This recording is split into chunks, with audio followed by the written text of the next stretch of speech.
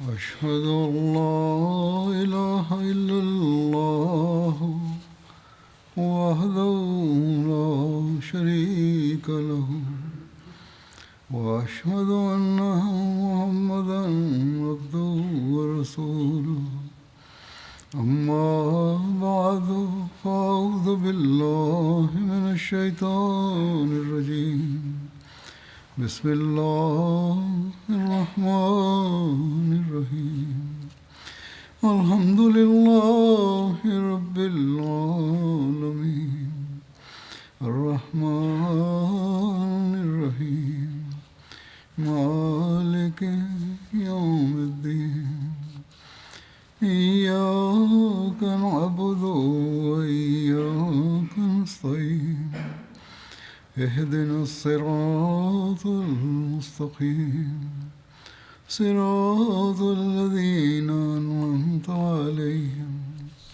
غير المغضوب عليهم ولا الضالين.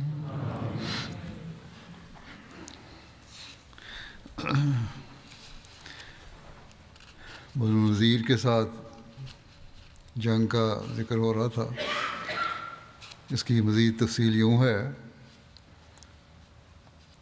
اس بارے میں جو حضرت بشیر احمد صاحب نے سید خاتم النبیین میں لکھا ہے کہ جب وہاں حضرت صلی اللہ علیہ وسلم بنو نذیر کے قلعے کی طرف روانہ ہوئے تو آپ نے اپنے پیچھے مدینہ کی آبادی میں ابن مکتوم کو امام الصلاۃ مقرر فرمایا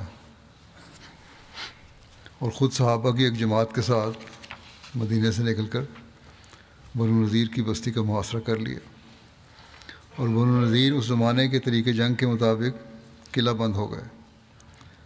غالباً اسی موقع پر عبداللہ بن ابی بن سلول اور دوسرے منافقین مدینہ نے بنو نذیر کے رؤساء کو یہ کہلا بھیجا کہ تم مسلمانوں سے ہرگز نہ دبنا، ہم تمہارا ساتھ دیں گے اور تمہاری طرف سے لڑیں گے.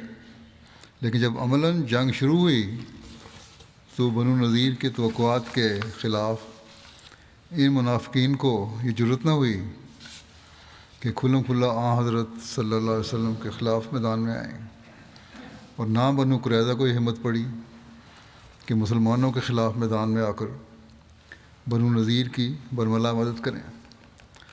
گو دل میں وہ ان کے ساتھ تھے اور در پردہ ان کی امداد بھی کرتے تھے، جس کا مسلمانوں کو علم ہو گیا تھا. بہرحال بنو نذیر کھلے میدان میں مسلمانوں کے مقابلے پر نہیں نکلے اور قلعہ بند ہو کر بیٹھ گئے. لیکن چونکہ ان کے قلعے اس زمانے کے لحاظ سے بہت مضبوط تھے، اس لیے ان کو اطمینان تھا کہ مسلمان ان کو کچھ بگاڑ نہیں سکیں گے، اور آخرکار خود تانگ آ کر محاصرہ چھوڑ دیں گے مسلمان. اور اس میں شک نہیں کہ اس زمانے کے حالات کے متحد ایسے قلعوں کا فتح کرنا واقعی ایک مشکل اور پرز مشقت کام تھا اور ایک بڑا طویل محاصرہ چاہتا تھا.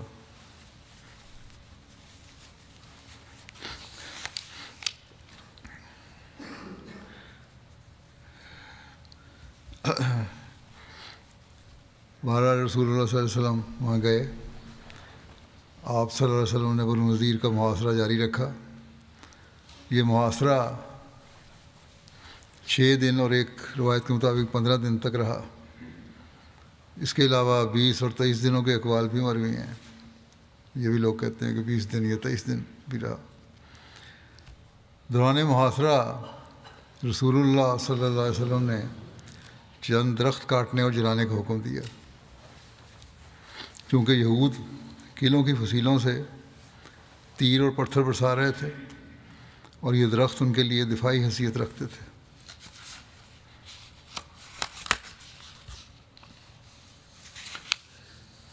اور ان کی کمین گاہ کا کام دے رہے تھے، یعنی کہ چھپنے کی جگہ بن رہے تھے درخت.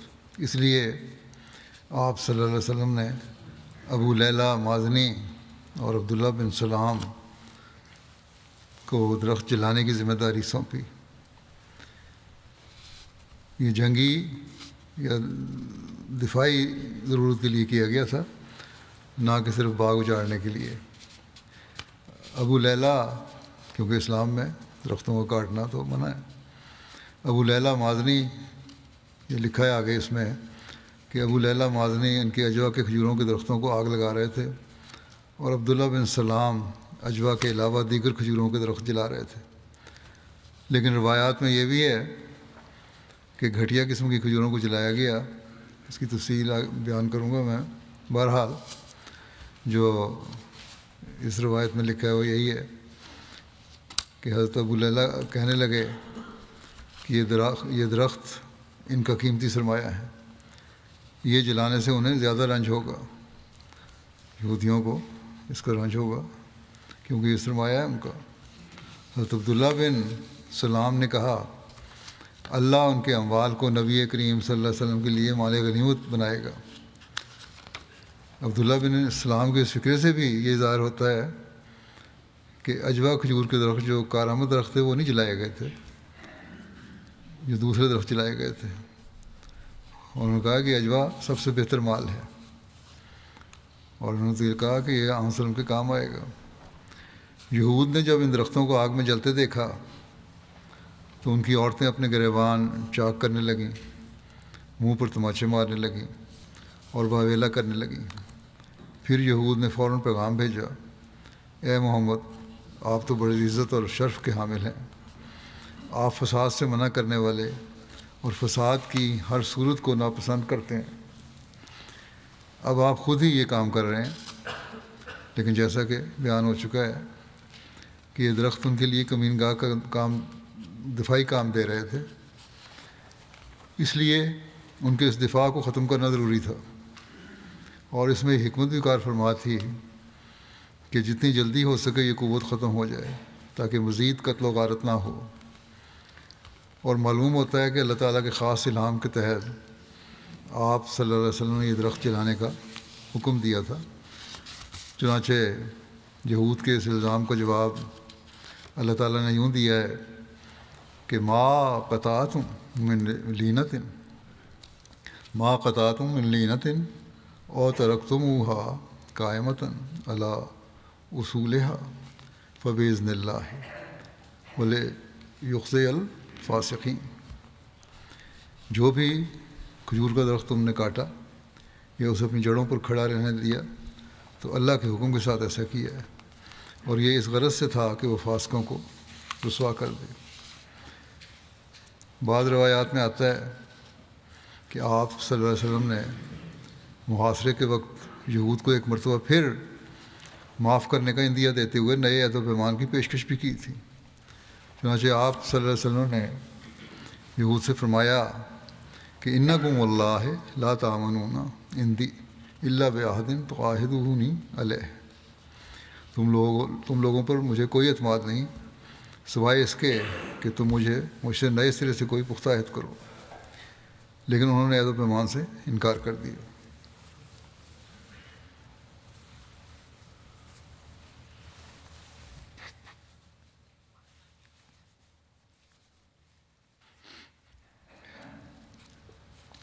یہود مال کے سب سے زیادہ حریص ہوتے ہیں۔ جب ان کے قیمتی درخت جلائے گئے تو انہوں نے فوراً گھٹنے ٹیک دیے اور علاقہ چھوڑنے پر راضی ہو گئے۔ مرزا بشیر احمد صاحب اس بارے میں لکھتے ہیں کہ کئی دن تک، یہ ایک سیرت کا حوالہ دیا ہے کتاب کا میں نے، اب مرزا بشیر احمد صاحب کی جو سیرت ہے اس کے حوالے سے بات کرتا ہوں۔ کئی دن تک کہ لکھتے ہیں کئی دن تک مسلمان برابر محاصرہ کیے رکھے لیکن کوئی نتیجہ نہ نکلا۔ جب محاصرے پر چند دن گزر گئے اور کوئی نتیجہ نہ نکلا اور بنو نذیر بدستور مقابلے پر ڈٹے رہے تو حضرت صلی اللہ علیہ وسلم نے حکم صادر فرمایا کہ بنو نذیر کے ان کھجوروں کے درختوں میں سے جو قلعوں کے باہر تھے بعض درخت کاٹ دیے جائیں۔ یہ درخت جو کاٹے گئے لینا قسم کی کھجور کے درخت تھے، جو ایک ادنا قسم کی کھجور تھی، جس کا پھل عموماً انسانوں کے کھانے کے کام نہیں آتا تھا، اور اس حکم میں منشا یہ تھا کہ تا ان درختوں کو کٹتا دیکھ کر بنو نذیر مرعوب ہو جائیں اور اپنے قلعوں کے دروازے کھول دیں، اور اس طرح چند درختوں کے نقصان سے بہت سی انسانی جانوں کا نقصان اور ملک کا فتنہ و فساد رک جائے۔ چنانچہ یہ تدبیر کارگر ہوئی، اور ابھی صرف 6 درخت ہی کاٹے گئے تھے کہ بنو نذیر نے غالباً یہ خیال کر کے کہ شاید مسلمان ان کے سارے درخت ہی جن میں پھلدار درخت بھی شامل تھے کاٹ ڈالیں گے، آہو پکار شروع کر دی۔ حالانکہ جیسا کہ قرآن شریف میں تشریح کی گئی ہے، صرف بعض درخت اور وہ بھی لینا قسم کے درخت کاٹنے کی اجازت تھی، اور باقی درختوں کے محفوظ رکھنے کا حکم تھا۔ اور ویسے بھی عام حالات میں مسلمانوں کو دشمن کے پھلدار درخت کاٹنے کی اجازت نہیں تھی۔ بہرحال یہ تدبیر کارگر ہوئی، اور بنو نذیر نے مرعوب ہو کر 15 دن کے محاصرے کے بعد اس شرط پر قلعے کے دروازے کھول دیے کہ ہمیں یہاں سے اپنا ساز و سامان لے کر امن و امان کے ساتھ جانے دیا جائے۔ یہ وہی شرط تھی جو حضرت صلی اللہ علیہ وسلم خود پہلے پیش کر چکے تھے، اور چونکہ آپ کی نیت محض قیام امن تھی، آپ نے مسلمانوں کی اس تکلیف اور ان اخراجات کو نظر انداز کرتے ہوئے جو اس مہم میں ان کو برداشت کرنے پڑے تھے، اب بھی بنو نذیر کی اس شرط کو مان لیا، اور حضرت محمد بن مسلمہ کو مقرر فرمایا کہ وہ اپنی نگرانی میں بنو نذیر کو امن و امان کے ساتھ مدینہ سے روانہ کر دیں۔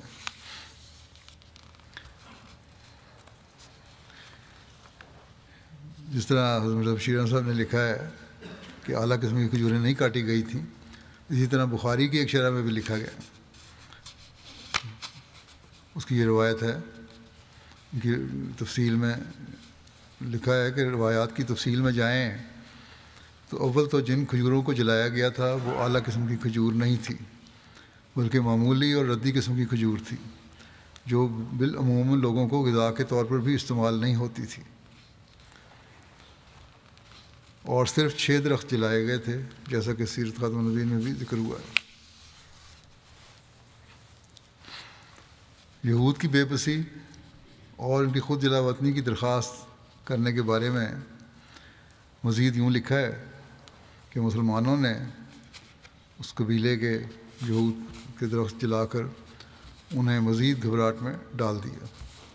اللہ تعالیٰ نے ان کے دلوں میں رعب بھر دیا، ان کے حوصلے ٹوٹ گئے اور وہ ہتھیار ڈالنے پر آمادہ ہو گئے۔ انہوں نے رسول اللہ صلی اللہ علیہ وسلم کو کہلا بھیجا کہ ہم مدینے سے نکلنے کو تیار ہیں، آپ ہمیں پرامن جلا وطنی کا موقع دیں۔ آپ صلی اللہ علیہ وسلم نے ان کی درخواست منظور فرمائی اور حکم دیا کہ مدینے سے نکل جاؤ، تمہاری جانیں محفوظ رہیں گی، تمہارے اونٹ جو سامان اٹھا سکیں وہ بھی لے جاؤ سوائے اسلحے کے۔ اسلام اور حضرت صلی اللہ علیہ وسلم پر جنگ اور قتل و غارت، مال غنیمت حاصل کرنے وغیرہ کے الزامات لگانے والوں کو دیکھنا چاہیے کہ اب باوجود اس کے کہ حضرت صلی اللہ علیہ وسلم نے ان یہود پر گرفت حاصل کر لی تھی، اور یہود بھی وہ کہ جو مسلسل عہد شکنی کے مرتکب ہوتے رہے، وہ لوگ جو متعدد مرتبہ نبی کریم صلی اللہ علیہ وسلم کے جو کہ ریاست مدینہ کے سربراہ بھی تھے، ان کو قتل کرنے کی مذموم سازشیں اور کوششیں کر چکے تھے، اور اب ہتھیار بند ہو کر باقاعدہ بغاوت اتر آئے تھے۔ اور اس محاصرے کے دوران بھی ایک بار آپ صلی اللہ علیہ وسلم نے عصر نو، معاہدہ اور صلح کی پیشکش کی تھی، جسے نہایت تکبر سے انہوں نے ٹھکرا دیا تھا۔ اور اب آخرکار جب نبی اکرم صلی اللہ علیہ وسلم نے ان پر قابو پا لیا تو ان کو جتنی بھی سخت سے سخت سزا دی جاتی تو وہ روا تھی، لیکن نبی اکرم صلی اللہ علیہ وسلم کی امن پسندی اور صلح جوئی اور رحمت و شفقت انسانی کی عجیب شان اور خلق ظاہر ہوتا ہے کہ آپ صلی اللہ علیہ وسلم نے ان کو یہاں سے امن و سلامتی کے ساتھ چلے جانے کی اجازت دے دی۔ اور رحمت و عنایات خسروانہ کا عالم یہ تھا کہ یہ بھی اجازت دی کہ جو سامان بھی لے جانا چاہیں لے جائیں سوائے اسلحے کے اور ہتھیاروں کے۔ چنانچہ آگے تفصیل آئے گی کہ یہود نے اس جود و کرم سے اس طرح فائدہ اٹھایا کہ اپنے گھروں کے دروازے تک کھیڑ کر 600 اونٹوں پر سامان لاد کر لے گئے، اور اپنی فطرت کا مظاہرہ یوں کیا کہ جو سامان ساتھ نہیں لے جا سکتے تھے وہ پوری کوشش کی کہ ضائع کر دیا جائے۔ چنانچہ آپ گھروں کی چھتوں اور دیواروں کو منہدم اپنے گھروں کی چھتوں اور دیواروں کو منہدم کر دیا تاکہ مسلمانوں کے کام نہ آ سکے، گھر بھی توڑ کے چلے گئے۔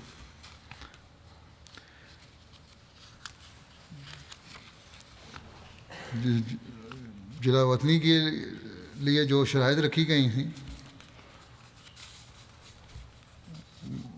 وہ بنو نذیر کے ساتھ کی جلا وطنی کی، ان شرائط کے حوالے سے ان امور کا ذکر ملتا ہے۔ نمبر 1، بنو نذیر کے یہود مدینہ منورہ کے علاقے سے جہاں چاہیں کوچ کر دیں۔ پہلی بات یہ مدینہ چھوڑ دیں بنو نذیر کے لوگ، باقی جہاں چلے جائیں، جہاں مرضی جائیں چلے جائیں۔ یہود مدینہ منورہ سے جلا وطن ہونے کے وقت مکمل طور پر بغیر ہتھیار ہوں گے۔ ہتھیاروں کے سوا یہود جس قدر اپنے اموال اپنے اونٹوں پر لے جا سکتے ہیں وہ لے جائیں۔ نمبر 4 یہ کہ یہود کے مقدور بھر اموال اٹھا لینے کے بعد ان کے جو منقولہ اور غیر منقولہ اموال بچ جائیں گے وہ مسلمانوں کی ملکیت ہوں گے۔ جلا وطنی کے عمل کی نگرانی اور یہود کے عذر اور بہانے بنانے کی تفصیل بھی ہے۔ اس میں لکھا ہے کہ بنو نذیر کو مدینہ منورہ سے جلا وطن کرنے کی ذمہ داری حضرت محمد بن مسلمہ رضی اللہ عنہ کو سونپی گئی۔ اس وقت یہود نے ایک اور عذر کیا کہ یہاں کے بہت سے لوگ ہمارے مقروض ہیں، وہ قرض انہیں مقررہ مدت کے بعد ادا کرنا ہے، ان کا کیا بنے گا؟ ان کا مقصد تھا کہ ہمیں مدینہ میں ٹھہرنے کا مزید موقع مل جائے۔ رسول اللہ صلی اللہ علیہ وسلم نے فرمایا تم سود ختم کر کے قرض کی رقم کم کر دو اور جلدی کرو۔ ٹھیک ہے، قرض تمہیں واپس مل جاتا ہے، بشرطے کہ تم سود ختم کرو، لیکن جلدی یہاں سے آؤ۔ ابو رافع سلام بن ابی حقیق نے حضرت اسید بن حضیر سے 120 دینار لینے تھے، چنانچہ اس نے 40 دینار سود ختم کر کے اصل در 80 دینار وصول کر لیے۔ اس طرح اور بہت سارے دوسرے لوگ بھی ہوں گے۔ جب رسول اللہ صلی اللہ علیہ وسلم نے جلا وطنی کی شرائط عائد کیں تو ابو رافع سلام بن ابی حقیق نے ہوئی بن اخطب سے کہا کہ تیرا برا ہو، اسلام قبول کر لے اس سے پہلے کہ اس سے بھی بدتر انجام بھگتنا پڑے۔ ہوئی نے کہا اس سے بدتر انجام کیا ہو سکتا ہے؟ ابو رافع نے کہا کہ ہمارے بال بچوں کو قید کر لیا جائے گا، ہمارے بہادر قتل ہوں گے اور ہمارے اموال مسلمانوں کے قبضے میں چلے جائیں گے۔ آج مال چھوڑ کر جانیں بچانا آسان ہے، اگر ہم نے کوئی فتنہ کھڑا کیا تو اس کا انجام قتل اور قید ہوگا۔ ہوئی 1-2 دن اس فیصلے پر سوچتا رہا۔ جب یامین بن عمیر اور ابو سعد بن وہب نے اس کی یہ کشمکش دیکھی تو ان میں سے ایک نے دوسرے سے کہا کہ بلا شبہ تمہیں پتہ ہے کہ محمد صلی اللہ علیہ وسلم اللہ کے رسول ہیں، تو کس چیز کا انتظار کر رہے ہو؟ ہم مسلمان ہو جائیں، پتہ تو ہے ہمیں، ہماری کتابوں سے ہی ثابت ہوتا ہے، تو بہتر ہے کہ مسلمان ہو جائیں، اس طرح ہمارے مال اور جانیں محفوظ ہو جائیں گی۔ چنانچہ وہ رات کی تاریکی میں اپنے قلعوں سے نکلے اور اسلامی لشکر میں آ گئے۔ انہوں نے اسلام قبول کر کے اپنی جان و مال محفوظ کر لی۔ اس طرح یہ 2 لوگ مسلمان ہوئے۔ یامین بن عمیر بعد میں بہت مخلص صحابی ثابت ہوئے، بلکہ ان کے دل میں انہی دنوں میں ہی رسول کریم صلی اللہ علیہ وسلم کی محبت اتنا گھر کر چکی تھی کہ بنو نذیر کے جس یہودی عمر بن جہاش نے آن حضرت صلی اللہ علیہ وسلم کو قتل کرنے کی مذموم کوشش کی تھی، یہ اسلام قبول کرنے والے یامین بن عمیر کا چچا زاد تھا۔ تو اس مخلص نو مسلم نے ایک شخص کے ذریعے عمر بن جہاش کو قتل کروا دیا۔ رسول اکرم صلی اللہ علیہ وسلم کو جب اس اخلاص اور محبت کا علم ہوا تو آپ نے مسرت کا اظہار فرمایا. جس طریقے کی کتاب کا حوالہ ہے. یہود کی جلا وطنی کی کیفیت کے بارے میں لکھا ہے کہ یہود نے جلا وطنی کے وقت اپنے اونٹوں پر عورتوں اور بچوں کے علاوہ اپنا وہ سامان بھی لاد لیا جو اونٹ لے جا سکتے تھے. صرف ہتھیار چھوڑ دیے. ان کے ساتھ کل ملا کر 600 اونٹ تھے. ہر شخص خود اپنا مکان گرا کر اس کی لکڑی جیسے دروازے اور کھڑکیاں وغیرہ تک نکال کر اونٹوں پر لاد کر لے گیا. ایک روایت میں ہے کہ ان لوگوں نے اپنے مکانوں کے ستون اور چھتیں تک توڑ ڈالیں. کواڑ، تختے، یہاں تک کہ جو دروازے جو تھے یا چولہیں تک نکال لیں، چگاٹھیں ان کی، اور محض حسد اور جلن میں اپنے مکانوں کی دیواریں تک منہدم کر دیں تاکہ وہ اس قابل نہ رہیں کہ ان کے جلا وطن ہونے کے بعد ان مکانوں کو مسلمان آباد کر سکیں. جب یہود نے اپنے بچوں اور عورتوں کو سواری کے اونٹوں پر سوار کیا اور بکیاں اونٹوں پر سامان لادنے لگے تو ان کے اس انداز سے یوں معلوم ہوتا تھا جیسے انہیں جلا وطن ہونے کی کوئی پریشانی یا ندامت نہیں، حالانکہ ان کے سینے آتش کدے بھرے ہوئے تھے، آگ لگی تھی سینوں میں ان کے، لیکن ظاہر یہ کر رہے تھے کوئی پرواہ نہیں ان کو. البتہ لوگوں کو یہ تاثر دے رہے تھے کہ ہم خوش و خرم یہاں سے جا رہے ہیں. یہ لوگ پہلے بنو حارث بن خزرج کے علاقے سے گزرے اور جسر کے علاقے کو عبور کیا. پھر مدینہ منورہ کے بازاروں سے ان کا گزر ہوا. جسر بھی مدینہ کی ایک مارکیٹ تھی. بہرحال انہوں نے اپنی عورتوں کو بناؤ سنگھار کر کے ہودیوں پر بٹھا رکھا تھا، اونٹوں پر سوار کیا ہوا تھا، اور ساتھ گانے باجے پر ان کی کنیزیں ناچ بھی رہی تھی. یہ لوگ اپنے مال اور ثروت کو لوگوں پر عیاں کر رہے تھے تاکہ لوگ ان پر رشک کریں. ابو رافع نے چمڑے سے بنے تھیلے کو سونے چاندی سے بھرا ہوا تھا. اسے اچھال کر کہہ رہا تھا کہ ہم نے یہ رقم انہی حالات کا مقابلہ کرنے اور فتح حاصل کرنے کے لیے رکھی ہے. ان کے جانے کی کیفیت یہ تھی کہ نغمے الاپے جا رہے تھے، شہنائیاں بج رہی تھیں، اشتعال انگیز اشعار زبان پر تھے اور رقص کیا جا رہا تھا. لیکن رسول اکرم صلی اللہ علیہ وسلم نے ان کی کم ظرفی کو نظر انداز کر دیا. یہ دیکھنے کے باوجود کوئی توجہ نہیں دی ان پہ. اگر ان کا واسطہ کسی دوسری قوم سے پڑتا تو شاید انہیں ستر پوشی کے لیے کپڑا بھی نہ دیا جاتا. جو حالت انہوں نے کی تھی، جو رویہ انہوں نے اختیار کیا تھا، اس کو سزا تو ایسی ملنی چاہیے تھی، وہ کچھ بھی نہ جانے دیا جاتا. لیکن حضرت صلی اللہ علیہ وسلم کی عفو اور رحم دلی تھی جس نے کوئی ان کی پرواہ نہیں کی ان باتوں کی. بنو نذیر کا نیا مسکن کہاں بنا؟ اس بارے میں لکھا ہے کہ بنو نذیر کو جب جلا وطنی کا حکم ہوا تو ان کے لیے ضروری نہیں تھا کہ وہ سارے جزیرہ نماء عرب سے نکل جائیں، بلکہ ضروری یہ تھا کہ وہ مدینہ منورہ سے نکل جائیں. پھر مدینہ سے نکالا گیا تھا اور اس کے سوا جہاں چاہیں آباد ہو جائیں. چنانچہ ان میں سے کچھ تو شام کے علاقے ازریات کی طرف چلے گئے اور اکثر نے خیبر کا رخ کیا. خیبر مدینہ منورہ سے تقریباً 96 میل دور ہے اور یہ جزیرہ نماء عرب میں پناہ گزین یہود کا اتنا بڑا مرکز تھا کہ اس میں مسلح جنگجوؤں کی تعداد 10,000 تھی. علاوہ ازیں وہاں یہود کے بہت سے قلعے بھی تھے اور یہ علاقہ زرعی دولت سے مالا مال تھا. جزیرہ نماء عرب کے تمام یہود بنو نذیر کی سیادت اور قیادت کے قائل تھے، کیونکہ یہ اپنے آپ کو حضرت ہارون علیہ السلام کی نسل قرار دیتے تھے. اس کے علاوہ وہ مالدار ہونے کے ساتھ ساتھ بہت زیادہ شاطر ذہنیت کے مالک تھے یہ بنو نذیر کے لوگ. چنانچہ جب بنو نذیر کے یہود خیبر چلے گئے تو وہاں یہود کی طاقت و قوت میں مزید اضافہ ہو گیا. ان میں بنو نذیر کے اکابر ہوئی بن اخطب، سلام بن ابی حقیق اور کنانہ بن روی جیسے لوگ تھے. خیبر کے یہود جنگی صلاحیت و مہارت میں ممتاز اور فائق تھے. جنگی لحاظ سے خیبر کے لوگ بڑے ماہر تھے، لیکن بنو نذیر کے یہود جنگ کی نسبت سیاسی بصیرت میں آگے تھے. سیاسی لحاظ سے بنو نذیر والے بہت ہوشیار تھے. خیبر میں قدم رکھتے ہی انہوں نے بڑی سہولت کے ساتھ اپنے آپ کو، یعنی بنو نذیر کے لوگوں نے بڑی سہولت کے ساتھ اپنے آپ کو سیادت و قیادت کے منصب پر فائز کر لیا، اور اس کے نتیجے میں خیبر مسلمانوں کے لیے بڑا جنگی محاذ بن گیا۔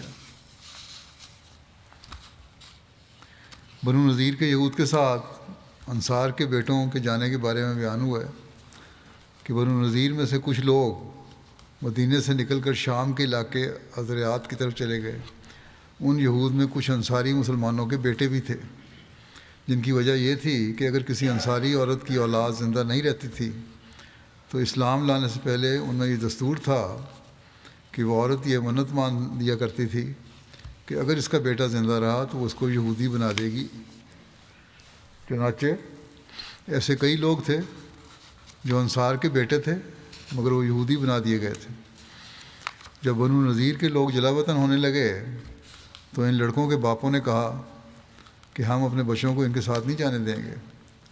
اس پر اللہ تعالیٰ نے ان لوگوں کے لیے یہی نازل فرمائی۔ سیرت الحلبیہ میں یہ لکھا ہے، اللہ تعالیٰ نے کہا کہ لا اکراہ فی الدین، کہ دین میں کوئی جبر نہیں۔ حضرت مرزا بشیر احمد صاحب نے بھی اس بارے میں لکھا ہے کہ بنو نذیر بڑے ٹھاٹھ اور شان و شوکت سے اپنا سارا سامان، ساز و سامان، حتیٰ کہ خود اپنے ہاتھوں سے اپنے مکانوں کو مسمار کر کے ان کے دروازے اور چوکھٹیں اور لکڑی تک اکھیڑ کر اپنے ساتھ لے گئے، اور لکھا ہے کہ یہ لوگ مدینے سے اس جشن اور دھوم دھام کے ساتھ گاتے بجاتے ہوئے نکلے کہ جیسے ایک بارات نکلتی ہے۔ البتہ ان کا سامان حرب اور جائیداد غیر منقولہ یعنی باغات وغیرہ مسلمانوں کے ہاتھ آئے، اور چونکہ یہ مال بغیر کسی عملی جنگ کے ملا تھا، اس لیے شریعت اسلامی کی روح سے اس کی تقسیم کا اختیار خالصتاً رسول اللہ صلی اللہ علیہ وسلم کے ہاتھ میں تھا، اور آپ صلی اللہ علیہ وسلم نے یہ اموال زیادہ تر غریب مہاجرین میں تقسیم فرما دیے، جن کے گزارا جات کا بوجھ ابھی تک اس ابتدائی سلسلہ مواخات کے ماتحت انصار کی جائیدادوں پر تھا، اور اس طرح بالواسطہ انصار بھی اس مال غنیمت کے حصہ دار بن گئے۔ جب بنو نذیر محمد بن مسلمہ صحابی کی نگرانی میں مدینہ سے کوچ کر رہے تھے تو بعض انصار نے ان لوگوں کو ان کے ساتھ جانے سے روکنا چاہا جو در حقیقت انصار کی اولاد سے تھے، مگر انصار کی منت ماننے کے نتیجے میں یہودی ہو چکے تھے، اور بنو نذیر ان کو اپنے ساتھ لے جانا چاہتے تھے، لیکن چونکہ انصار کا یہ مطالبہ اسلامی حکم لا اکراہ فی الدین یعنی دین کے معاملے میں کوئی جبر نہیں ہونا چاہیے کے خلاف تھا، اس لیے آن حضرت صلی اللہ علیہ وسلم نے مسلمانوں کے خلاف اور یہودیوں کے حق میں فیصلہ کیا اور فرمایا کہ جو شخص بھی یہودی ہے اور جانا چاہتا ہے ہم اسے روک نہیں سکتے۔ البتہ بنو نذیر میں سے 2 آدمی خود اپنی خوشی سے مسلمان ہو کر مدینہ میں ٹھہر گئے، جیسا کہ پہلے ذکر ہو چکا ہے۔ ایک روایت آتی ہے کہ آن حضرت صلی اللہ علیہ وسلم نے بنو نذیر کے متعلق یہ فیصلہ کیا تھا کہ وہ شام کی طرف چلے جائیں، یعنی عرب میں نہ ٹھہریں، لیکن باوجود اس کے ان کے بعد سردار مثلا سلام بن ابی الحقیق اور کنانہ بن ربیع اور ربیع بن اخطب وغیرہ اور ایک حصہ عوام کا بھی حجاز کے شمال میں یہودیوں کی مشہور بستی خیبر میں جا کر مقیم ہو گیا، اور خیبر والوں نے ان کی بڑی آؤ بھگت کی۔ یہ لوگ بالآخر مسلمانوں کے خلاف خطرناک فتنہ انگیزی اور اشتعال جنگ کا باعث بنے۔ بنو نذیر سے حاصل ہونے والا مال جو تھا وہ مال فے کہلاتا ہے۔ اس کی تقسیم کس طرح ہوئی، اس بارے میں لکھا ہے کہ قبیلہ بنو نذیر کے کوچ کرنے کے بعد ان کا اسلحہ، باغات، زمینیں اور مکانات رسول اللہ صلی اللہ علیہ وسلم نے اپنے قبضے میں لے لیے۔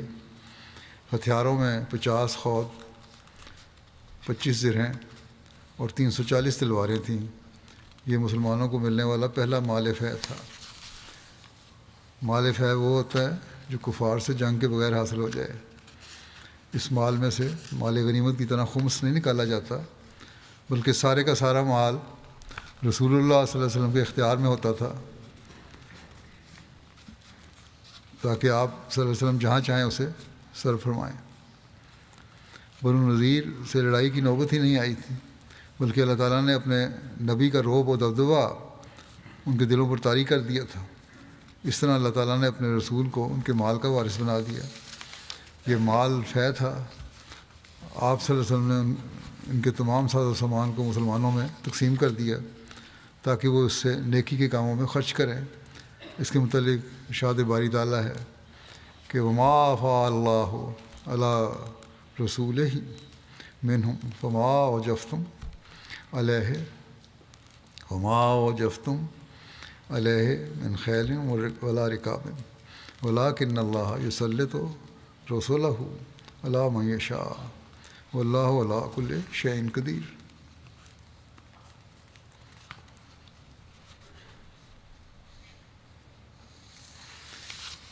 اور اللہ نے ان کے اموال میں سے اپنے رسول کو جو بطور غنیمت عطا کیا تو اس پر تم نے نہ گھوڑے دوڑائے اور نہ اونٹ، لیکن اللہ اپنے رسولوں کو جن پر چاہتا ہے مسلط کر دیتا ہے، یعنی کوئی جنگ نہیں ہوئی، اور اللہ ہر چیز پر جسے وہ چاہے دائمی قدرت رکھتا ہے۔ انصار کا کہ عجیب قابل رشک محبت اور اظہار کا نمونہ بھی ہمیں یہاں ملتا ہے۔ رسول اللہ صلی اللہ علیہ وسلم نے مال فے تقسیم کرتے وقت حضرت ثابت بن قیس بن شماس سے فرمایا کہ میرے سامنے اپنی قوم کو اکٹھا کرو۔ انہوں نے دریافت کیا یا رسول اللہ صلی اللہ علیہ وسلم خزرج؟ آپ صلی اللہ علیہ وسلم فرمایا تمام انصار کو بلاؤ۔ تو انہوں نے آپ کے لیے اوس اور خزرج کو بلا لیا۔ آپ صلی اللہ علیہ وسلم نے حمد و ثناء کے بعد انصار کے مہاجرین سے حسن سلوک کا تذکرہ کرتے ہوئے فرمایا، یعنی جو حسن سلوک انصار نے کیا تھا مہاجرین کے ساتھ اس کا تذکرہ کیا، اور فرمایا کہ اگر تم چاہو، انصار کو کہا کہ اگر تم چاہو تو بنو نذیر سے حاصل شدہ مال فے تمہارے اور مہاجرین کے درمیان تقسیم کر دیا جائے۔ اس صورت میں مہاجرین تمہارے گھروں پر قابض اور مالوں کے مالک رہیں گے، اور اگر تمہاری مرضی ہو تو میں مال فے مہاجرین میں تقسیم کر دوں۔ اس صورت میں وہ تمہارے دیے ہوئے گھروں سے نکل جائیں گے، یعنی اب جو آپس میں تقسیم کی ہوئی تھی جائیدادیں اور جو فائدہ اٹھا لیتے ہیں انصار سے مہاجرین، وہ ختم ہو جائے گا کیونکہ ان کے اپنے پاس جائیداد ہو جائے گی۔ اس پر حضرت سعد بن عبادہ اور حضرت سعد بن معاذ نے عرض کیا کہ ہمارے اموال ان کے پاس رہنے دیجیے، اور بنو نذیر کے تمام اموال بھی ہمارے مہاجر بھائیوں میں تقسیم کر دیں۔ جو ہم نے دیا ہوا ہے وہ بھی ان کے پاس رہے، اور بنو نذیر کا جو مال ہے وہ بھی انہیں دے دیں، فے کا مال۔ مہاجرین میں ہر طرف سے صدائیں، یہ سنا جب تو مہاجرین نے کس طرح سے صدائیں آنے لگیں کہ رضینا وسلمنا یا رسول اللہ، یعنی اے اللہ کے رسول ہم اس پر خوش ہیں اور ہم نے اسے تسلیم کیا۔ آپ صلی اللہ علیہ وسلم نے اس اظہار و قربانی کے جذبے کو دیکھ کر انتہائی خوش ہوئے اور فرمایا اللہم ارحم الانصار و ابناء الانصار، اے اللہ انصار پر ان کی اولادوں پر رحم فرما۔ نبی کریم صلی اللہ علیہ وسلم نے اکثر اموال مہاجرین کی جماعت میں تقسیم فرما دیے۔ انصار میں سے صرف 2 تنگ دست صحابہ کو اس مال سے نوازا گیا، اور وہ حضرت سہل بن حنیف اور حضرت ابو دجانہ تھے۔ ابن عینہ بیان کرتے ہیں کہ میں نے زہری کو کہتے ہوئے سنا کہ رسول اللہ صلی اللہ علیہ وسلم نے بنو نذیر کے اموال میں سے حضرت سہل بن حنیف اور حضرت ابو دجانہ کے علاوہ انصار میں سے کسی کو حصہ نہیں دیا، کیونکہ یہ دونوں تنگ دست تھے، اس لیے ان کو حصہ دیا گیا۔ رسول اللہ صلی اللہ علیہ وسلم نے حضرت سعد بن معاذ کو ابو حقیق کی تلوار عطا کی۔ اس تلوار کی بڑی شہرت تھی۔ آپ صلی اللہ علیہ وسلم نے بقیہ سامان غرباء میں تقسیم کر دیا اور کچھ اپنے لیے رکھا جو ازواج مطہرات کے اخراجات کے لیے تھا۔ ایک روایت میں ہے کہ آپ صلی اللہ علیہ وسلم نے انہی بنو نذیر کے باغات سے حاصل ہونے والے غلے میں سے سال بھر کا خرچ اپنی ازواج کو باغات میں سے حاصل ہونے والے غلے میں سے سال بھر کا خرچ اپنی ازواج کو دے دیتے تھے، اور جو باقی بچ جاتا تھا، ان کا جو سال کا خرچہ تھا وہ دیتے اپنے بیویوں کو، اور باقی جو بچ جاتا تھا اسے جہاد کی تیاری کے لیے صرف کرتے تھے۔ غریبوں اور ناداروں کی اعانت بھی اسی مال سے کی جاتی تھی۔ بنو نذیر کے 7 باغات تھے جن پر آزاد کردہ غلام حضرت ابو رافع کو مقرر کیا گیا تھا، یعنی وہ ان کے مینیجر تھے۔ ان باغات کے نام یہ تھے مصب، صافیہ، دلال، حسنہ، برقع، عواف اور مشربہ ام ابراہیم۔ بہرحال جہاں غزوہ بنو نذیر کا ذکر ختم ہوا ہے، آئندہ انشاءاللہ دوسرے غزوات کا ذکر ہوگا۔ پاکستان کے احمدیوں کے لیے دعائیں جاری رکھیں، وہاں کے حالات کی بہتری کے لیے دعائیں کرتے رہیں۔ اللہ تعالیٰ وہاں کی عمومی امن و امان کی حالت کو بھی بہتر کرے اور احمدیوں کو اپنی حفاظت میں رکھے۔ دنیا میں مسلمانوں کی عمومی حالت کے لیے بھی دعا کریں، یہ لوگ بھی زمانے کے امام کو مان کر اپنا وقار دوبارہ حاصل کر سکیں۔ دنیا میں عمومی صورتحال جو جنگ کی بن رہی ہے، اس کے لیے بھی دعا کریں۔ یہ تو لگتا ہے ضروری ہونی ہے جنگ، تو جس طرف جا رہی ہے دنیا، لیکن اللہ تعالیٰ ہر احمدی اور ہر معصوم کو اس کے شر سے محفوظ رکھے۔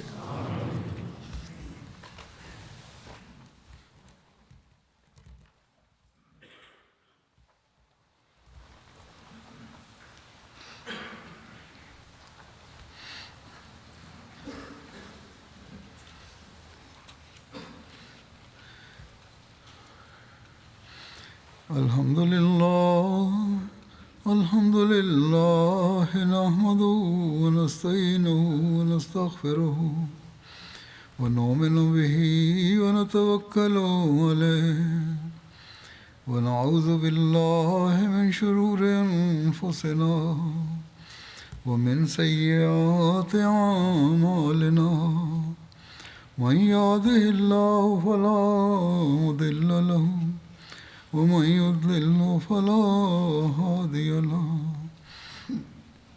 ونشهد أن لا إله إلا الله ونشهد أن محمدا عبده ورسوله عباد الله رحمكم الله إن الله يأمر بالعدل والإحسان وإيتاء ذي القربى وينهى عن الفحشاء والمنكر والبغي يعظكم لعلكم تذكرون اذكروا الله يذكركم وادعوه يستجب لكم ولذكر الله أكبر